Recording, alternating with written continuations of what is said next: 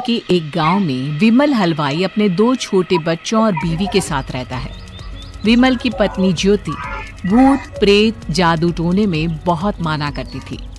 इसका बिल्कुल विपरीत विमल इन चीजों को दकियानुसी माना करता था। रोज की तरह विमल अपने मिठाई की दुकान जाने के लिए निकलने की हड़बड़ी में होता है। मैं निकलता हूँ ज्योति, देरी हो जाएगी, दुकान भी खोलनी है मुझे। अजी ध्यान से, आज अमावस्या है। रास्ते में कोई कपड़ा या कुछ भी गिरा हो तो उसे लांग मत दीजिएगा, बगल से चली जाइएगा। अरे ऐसे तो तुम मुझे पागल ही कर दोगी क्या? हाँ, मैं नीचे देख कर चलूं कि सामने से कोई गाड़ी घोड़ा आकर मेरे ऊपर से चला जाए? दोनों हालत में तो मेरी ही मौत है। अरे क्यों सुबह सुबह इतनी अपशुगनी बातें कह रहे हो जी? मेरे गांव में तो ऐसा आंखों के सामने होता हुआ देखा है मैंने, इसीलिए कहती हूँ, वरना मुझे क्या, पड़ोसी को तो नहीं कहना चाहती मैं। पति हैं आप मेरे, इसलिए बोल रही हूँ। विमल अपनी मिठाई की दुकान चला जाता है। दुकान पर पहले से ही ग्राहकों की लंबी लाइन लगी हुई थी। ये लो, वहाँ ज्योति अमावस्या को लेकर परेशान है और आज तो हमेशा से ज्यादा ही लंबी लाइन लगी पड़ी है। अच्छी खासी बिक्री होगी आज। विमल दुकान खोलता है। एक के बाद एक ग्राहक उसकी दुकान पर मिठाई ले रहे होते हैं। तभी गांव की एक बूढ़ी औरत विमल से कहती है, जिस तेजी से बिक्री हो रही है, कहीं किसी की नजर ना लग जाए, नींबू मिर्ची टांग ले। अरे क्या चाची तुम भी, ये सब नजर बजर कुछ नहीं होता है। कैसे लोग हैं मेरे आसपास। अपनी दुकान से शाम को विमल हंसते कूदते वापस घर आता है। आज तो अच्छी खासी बिक्री हुई है। एक महीने में जितनी बिक्री होती है, एक ही दिन में आज उतने पैसे कमा लिए मैंने। ये तो बहुत अच्छा हुआ जी, आज ही घर की नजर उतारी है मैंने। बिक्री तो अच्छी होनी ही थी। अच्छा, तुम खाना लगा दो, सारा माल बिक चुका है। मुझे शहर जाना होगा, कुछ चीजों की जरूरत पड़ेगी। रात भर मिठाई बनाऊंगा, तब जाकर कल सुबह दुकान खोल पाऊंगा। खाना खाकर विमल शहर जाने के लिए निकल पड़ता है। सुनिए जी, ध्यान से जाइएगा। चौरस्ते पर किसी जादू टोने की चीज पर पैर मत रख दीजिएगा। हे भगवान, हद हो गई ज्योति, ये तो मैं जा रहा हूँ। विमल गुस्से से शहर जाने निकल पड़ता है। रात का काला घना अंधेरा, चांद की एक भी किरण ना होने के कारण अंधेरे में कुछ भी देख पाना मुश्किल था। जंगल के बीच के एक अधकच्चे रास्ते से विमल जा रहा होता है। चारों तरफ उफ अंधेरा और सन्नाटा सुनाई दे रहा था, और सुनाई दे रही थी विमल के पैर के नीचे आ रहे सूखे पत्तों की आवाजें। तभी अचानक दूर से उसे कुछ आवाजें सुनाई देती है।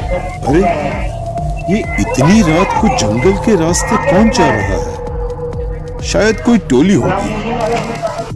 राम नाम सत्य है, राम नाम सत्य है, राम नाम सत्य है, राम नाम सत्य है। धीरे धीरे आवाज कुछ सुनाई पड़ती है। आवाज धीरे धीरे और नजदीक आती सी लगती है। विमल देखता है कि उसके सामने से सजी धजी सफेद कपड़े में लिपटी एक अर्थी निकल रही है, जिसके साथ 5 लोग ही थे। 4 आदमियों ने उसे कंधा दिया हुआ था। एक मटका लिए आगे आगे बढ़ रहा था। विमल के बिल्कुल सामने आकर अर्थी रुक जाती है। उसमें से एक आदमी विमल से कहता है, अरे भाई, जरा अर्थी को कंधा लगाना, मैं बहुत थक गया हूँ, बड़ी मेहरबानी होगी। हाँ भाई, कंधा तो मैं लगा दूं, पर रात को 12 बजे ये शव यात्रा, इस समय कौन अर्थी ले जाता है? तभी विमल को ऐसा लगता है कि शव में से आवाज आई। ये आवाज। मजबूरी है भाई, आप कंधा दीजिए, मैं रास्ते में सब बताता हूँ आपको। विमल अर्थी को कंधा दिए चल रहा होता है कि उसे ऐसा लगता है कि हाथ में मटका लिए जो आदमी शव के आगे चल रहा है, उसके पैर उल्टे हैं। क्या हुआ भाई, हकला क्यों रहे हो? वो आपके साथी के पैर उल्टे। विमल अपनी बात पूरी भी नहीं कर पाता कि वो देखता है कि उस आदमी के पैर तो सीधे ही हैं। अरे नहीं, कुछ नहीं, मुझे शायद वहम हुआ होगा। धीरे धीरे सब आगे बढ़ रहे होते हैं। तब विमल को अचानक लगता है मटके में से एक हाथ बाहर आ रहा है। विमल घबरा जाता है। इसके पहले वो कुछ बोल पाता, कल्लू कहता है, मेरा नाम कल्लू है।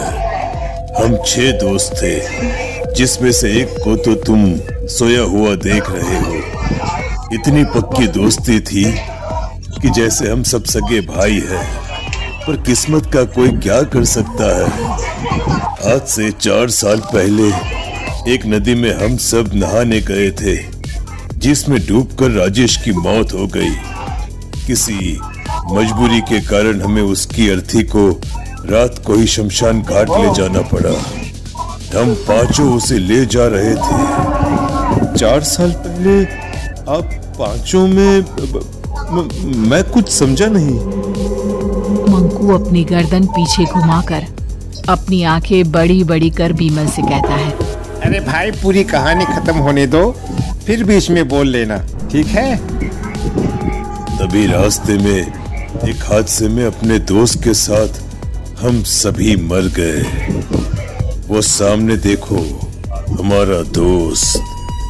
विमल सामने देखता है। उसे दिखता है कि एक ऐसा आदमी जिसका शरीर कई जन्मों से पानी के अंदर रहने के कारण सफेद पड़ गया है। उसकी आंखें बाहर की ओर निकली हुई थी। फिर ये अर्थी किसकी है? अर्थी के साथ के लोग अर्थी को नीचे रखते हुए एक साथ विमल की ओर देखते हुए कहते हैं, तुम खुद ही देख लो।